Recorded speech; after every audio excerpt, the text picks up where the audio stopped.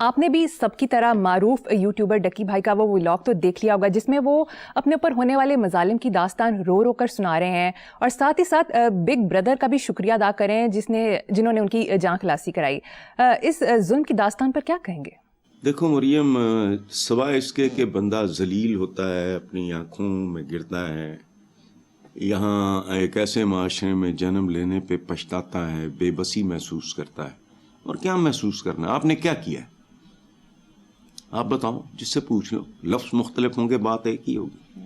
درندے تھے وہ، اور خدا کی قسم درندے بھی نہیں. درندہ ایک کو پکڑ کے چیر پھاڑ کرتا، وہ تو پورے خاندان کو چیر پھاڑ کرنے میں مصروف تھے. اور دیکھو ڈکی بھائی، یہ اس کا میں نے ذکر تو 2-4 دفعہ سنا، تو مجھے نہیں پتا تھا کون ہے کیا ہے.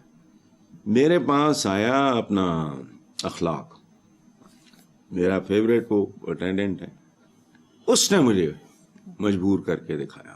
خدا کی قسم میرے ذہن میں ڈکی بھائی کو کامیڈین ٹائپ کو چیز تھی. وہ اتنا کیوٹ پیارا سا بچہ، وہ اس میں دیکھے سارے مناظر، اس کی بزرگ بوڑھی ماں، اس کی کیوٹ سی بچی، وہ چھوٹی سی ینگ لڑکی، اور یہ کتوں کی طرح بھمبوڑ رہے ہیں، تھپڑ مار رہے ہیں، ٹھڈے مار رہے ہیں، ننگی گالیاں نکال رہے ہیں. خدا کی پناہ ہوئے. یہ پتہ نہیں ہمارے بزرگوں سے کون سا گناہ ہوا تھا کہ ڈکی بھائی. اچھا میں بڑا، مجھے اس بات کی نا تکلیف تو کیا ہونی تھی، لیکن مجھے بڑی عجیب سی لگی. لکی بھائی کو چاہیے تھا کہ وہ نام بتاتے، اب بھی بتا دیں، ان سے اجازت لے کے بگ برادر جس کو وہ کہہ رہا تھا. احسان ہے اس آدمی کا. اور یہ اتنے شیطان تھے، انہوں نے اپنے ادارے کو تو ذلیل کیا ہی کیا، انہوں نے ایجنسیز کے اوپر گند اچھالا، ان کو بیچتے رہے. بگ برادر اگر تفصیلیں نہ پڑھو تو ایک بچہ اگر یہاں اپنے مقام پہ پہنچا ہے، کتوں کی طرح اسے کروڑوں روپیہ لینے کے چکر میں اس کو ذلیل کر رہے ہیں، دھمکیاں دے رہے ہیں، اس کی ماں کو، اس کی بیوی کو. اس کا باپ ہارٹ پیشنٹ ہے. خدا کی قسم ان پہ بھوکے کتے چھوڑنے چاہیے، چاہے وہ مر جائیں. ان کا گوشت نوچ کے چاہے وہ بھوکے کتے مر جائیں. یہ انسان نہیں ہے. پتہ نہیں کیا گند، کیا غلاظت کھلا کے اپنی اولادیں پال رہے ہیں. یہی کچھ ملٹیپلائی ہو رہا ہے اس ملک میں. اتنی بھیانک صورتحال. میں نے کبھی اس کا میں نے نام سنا تھا، میں نے دیکھا نہیں تھا. میرے ذہن میں اور ہی طرح کا، تو معصوم سا بچہ ہے، داڑھی سی رکھی ہوئی ہے، گپلو پپلو سا، گپل ڈپل سا بچہ ہے، کارپٹ پہ بیٹھا ہے، اور تھرو آؤٹ وہ ریزسٹ کر رہا ہے کہ اس کی آنکھوں میں آنسو نہ آئے یا وہ رو نہ پڑے. یہ کون تھے؟ یہ درندے بھی نہیں، خدا کی قسم. اور یہ قدم قدم پہ ہے. ابھی جو میں نے جس کتاب کا حوالہ دیا، سپاہی سے ڈپٹی کمشنر تک، پڑھ کے دیکھو. اس کے ساتھ ایک گورنمنٹ، سینئر گورنمنٹ فنکشنری ہوتے ہوئے نیب میں کیا کچھ ہوا، نتیجہ نکلا. لیکن وہ زندگی سے تو حذف ہو گیا اس کے. وہ اتنے ہفتے، اتنے مہینے جتنے بھی اس نے گزارے ہیں نیب کی کسٹڈی میں ان درندوں کے پاس، کچھ بھی نہیں. یہاں تو عزت بھی محفوظ نہیں، عزت نفس بھی محفوظ نہیں. یہ ہم تو بولتے رہتے ہیں نا، روٹی کپڑا مکان، یہ وہ، کہ بھی اتنے بے روزگار ہیں، اتنے اسکولوں سے اتنے، نہ کچھ بھی نہیں، کچھ بھی نہیں. شرمناک صورتحال. چلو چھوڑو، یہ بدنصیبی ہے. یہی اصلی ملک ہے، اصلی پاکستان یہی ہے. مین ہول میں بچہ مر گیا، ایک ینگ منڈے نے چک کے لے گیا، بدماش نے تھپڑ مار رہا ہے، ٹھڈے مار رہا ہے، گالاں کٹ رہا ہے. بس this is what it is. What's happening in your jails? اور پتہ ہے تمہاری جیلوں میں کیا ہوتا ہے؟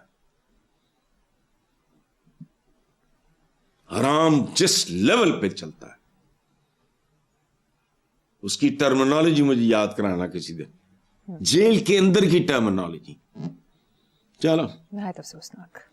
نیکسٹ چلتے ہیں صاحب. مولانا فضل الرحمان کا کہنا ہے اڈیالہ کے باہر خواتین پر تشدد نے کلثوم نواز پر تشدد کی یاد تازہ کر دی. میرا خیال ہے مولانا فضل الرحمان کی بھی یادداشت میں نا ڈینٹ پڑ گئے ہیں میری طرح. جہاں تک مجھے یاد پڑتا ہے، ممکن ہے میں ہی غلط ہوں، چونکہ میری اپنا میموری کا پرابلم چل رہا ہے، لیکن جہاں تک مجھے یاد پڑتا ہے بیگم کلثوم نواز پہ کوئی تشدد وغیرہ ہرگز نہیں ہوا. ہاں البتہ ایک بھونڈی حرکت کی گئی تھی کہ ان کی گاڑی کو جس میں وہ بیٹھی تھیں لفٹر سے اٹھا کے ہوا میں معلق کر دیا گیا. اور ظاہر ہے یہ ہیرسمنٹ ہے خاتون کے لیے. اس سے زیادہ کا کم از کم مجھے علم نہیں ہے. تو باقی ایک خاتون آپ کو کلثوم نواز کی جو ارد گرد باقی سارے ملک میں جو کچھ ہو رہا ہے, یہ ابھی وہ پتہ نہیں ڈاکٹر تھی کیا, میں نام بھول گیا اس کا, اس کا وہ سونا کسی نے کسی کے پاس رکھوایا تھا, انہوں نے اس کو جنگل چھنگل میں دفنا دیا. اور یہ وہ بعد میں ہیں ڈاکٹر وردہ حسن صاحب. کیا؟ ہاں ڈاکٹر وردہ. ڈاکٹر وردہ. وردہ کس کو کہتے ہیں پتہ ہے؟ گلاب کو. ڈاکٹر وردہ. وردہ کہتے ہیں گلاب کو. اندازہ لگاؤ یہ کون تھے. یہی کہانی ہے. کہانی گھر گھر کی ایک ہوتا نہیں تھا, ایک عورتوں کا بڑا فیوریٹ تھا وہ انڈیا کا, کوئی پتہ نہیں کیا, ایک ہی چیز ہے. جی بالکل ٹھیک. دوسری طرف سابق وزیر اعظم شاہد خاقان عباسی نے کہا کہ اگر کے پی کے میں گورنر راج لگتا ہے تو پھر سب صوبوں میں گورنرز کے حالات ایسے ہی ہیں, وہاں بھی گورنر راج لگا دیں. سبحان اللہ. دیکھو ایک سینئر اور نسبتاً بہت بہتر اور بہتر ریپیوٹ والے, بہتر ساکھ والے سیاستدان کا تبصرہ ہے جو حالات تو بالکل ایک جیسے ہی ہیں. بلکہ وہ آپ صوبوں کو ماریں, دفاع کریں, وہ آپ کی دارالحکومت میں ابھی جو آپ جس بات پہ وہ ڈکی بھائی یا ڈکو بھائی جو بھی ہے وہ جو آپ بات کر رہے تھے وہ کہاں کی ہے؟ وہ دارالحکومت کی نہیں, جیسے جاہل یہاں دارالخلافہ بھی کہتے ہیں. میں حیران ہوتا ہوں. وہ جو یہ اس کی ڈکی کی, ہاں جی لکو کی, جی اچھا, لیکن بہرحال وہ ہر جگہ پورے ملک میں ایک جیسے ہی حالات ہیں, کوئی فرق نہیں ہے 19-20 کا ہو. ٹھیک ہے ٹھیک ہے صحیح. آگے چلتے ہیں. نیکسٹ خبر. اخباری خبر کے مطابق تحقیقاتی ادارے ایپسوس نے پاکستان میں مہنگائی کو دوبارہ عوام کا سب سے بڑا مسئلہ قرار دے دیا. ادارے کے مطابق 79% پاکستانیوں کے لیے 2 وقت کی روٹی کا بندوبست کرنا انتہائی مشکل ہے. نوکری کے تحفظ پر صرف 22% شہری مطمئن ہیں, جبکہ 84% مستقبل کی سرمایہ کاری پر غیر مطمئن ہے. تو اس میں کون سی نئی بات ہے؟ یہ ادارہ اگر یہ نہ بھی کرتا تو ہمیں نہیں پتا. جب میں یہ کہتا ہوں حکومتوں کے بارے میں تنزیہ نفرت سے حقارت سے کہ جی ان کے اشاریے شوریے, وہ اشاریے 25 کروڑ سڑکاں تے پھر رہے ہیں چبلو, کہاں دا اشاریہ؟